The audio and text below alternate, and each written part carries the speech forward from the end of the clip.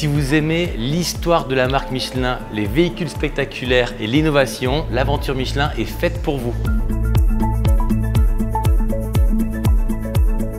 Salut à tous, c'est Julien, on est de retour pour un nouvel épisode de la web-série des sites touristiques emblématiques de la région Auvergne-Rhône-Alpes et nous sommes aujourd'hui à Clermont-Ferrand pour aller visiter l'aventure Michelin.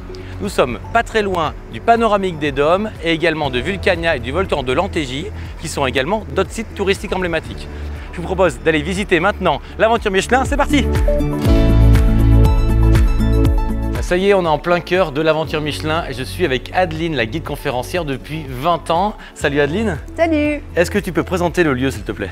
Eh bien, l'aventure Michelin, c'est un site touristique qui a été créé en 2009. L'idée, c'est de raconter la fabuleuse histoire de l'entreprise Michelin. Qu'est-ce qu'on va y retrouver dans l'aventure Michelin? Eh bien, différents objets et véhicules issus de la collection Michelin. Et c'est quoi la pièce qu'il ne faut absolument pas rater quand on vient visiter? Je dirais que c'est le mille pattes. C'est la star de l'aventure Michelin. C'est un véhicule unique au monde. Et derrière nous, il y a la Micheline. Oui. Est-ce que tu peux nous en dire deux mots? En fait, c'est une Micheline qui a été construite dans les années 50. Elle a été retrouvée, celle-ci, abandonnée dans un jardin à Madagascar. Il y en a une deuxième, identique, qui est toujours utilisée à Madagascar. Est-ce que tu me fais la visite? C'est parti? Avec plaisir.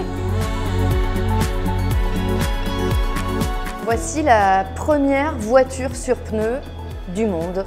Et oui, et c'est une voiture Michelin, elle s'appelle l'Éclair. Pour la première fois dans l'histoire, une voiture roule sur de l'air. En 1972, donc, Michelin va utiliser, oui, tu l'as reconnu, le châssis d'une DS Citroën. Et ce véhicule, il permettait de tester le pneu radial poids lourd dans des conditions extrêmes. 4 roues directrices à l'avant, 6 roues motrices à l'arrière. Le pneu testé, il est dans le ventre du mille pattes. Et le mille pattes, il pèse 9 tonnes. Cette affiche est la première apparition de Bibendum. À l'origine, c'est une idée des frères Michelin. Une pile de pneus et Édouard dit à son frère, tiens regarde, en fait avec 2 bras, ça ferait un bonhomme. Voilà donc le premier bonhomme Michelin qui trinque avec une coupe de champagne dans laquelle il y a tous les obstacles de la route et il boit tout ça sans aucun problème.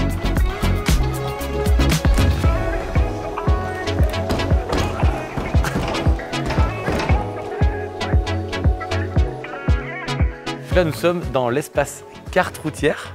Oui. Explique-moi le lien qu'il y a entre Michelin et les cartes routières. Le lien avec les cartes, c'est tout simplement André Michelin, qui a travaillé au service des cartes à l'état-major. C'était des cartes faites pour des hommes qui se déplaçaient à pied et à cheval, donc on avait vite fait en auto de sortir de la carte. Alors, il a l'idée de créer une carte adaptée aux voyageurs des temps modernes, avec des routes en couleur, numérotées, une échelle adaptée et un système de pliage en accordéon pour pouvoir lire la carte comme un livre. Ça ressemble à un pneu. Alors ça ressemble à un pneu, mais c'est pas vraiment un pneu. La Vision, c'est une roue sans air, donc forcément, plus de crevaison, c'est plutôt pas mal. Et ça fait un pneu qui va avoir une durée de vie plus importante. Mais ici, dans cette salle, on propose aussi des roues sans air Michelin qui équiperont les véhicules qui iront sur la Lune l'année prochaine pour la mission Artemis. Ça y est, c'est ainsi que cet après-midi à l'aventure Michelin se termine. J'ai passé un moment vraiment cool. Les 3 choses qui m'ont marqué, c'est évidemment la Micheline, le Bibendum et toute l'histoire de la marque que j'ai vraiment adoré. Et enfin, la visite guidée qui dure à peu près 2 heures, qui était vraiment intéressante tout le long du parcours. Allez, moi je vous dis à très vite pour un nouvel épisode de la web-série des sites touristiques emblématiques de la région Auvergne-Rhône-Alpes. Salut!